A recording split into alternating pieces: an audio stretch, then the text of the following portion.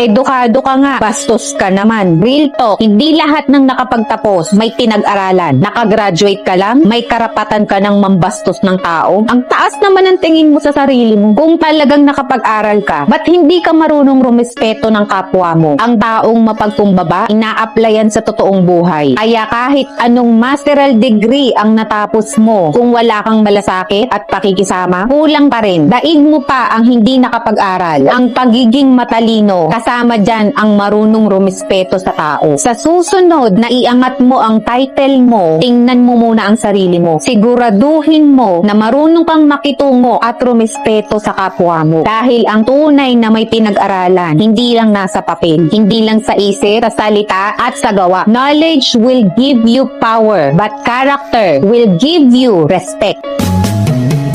Di ka man lang nag-isip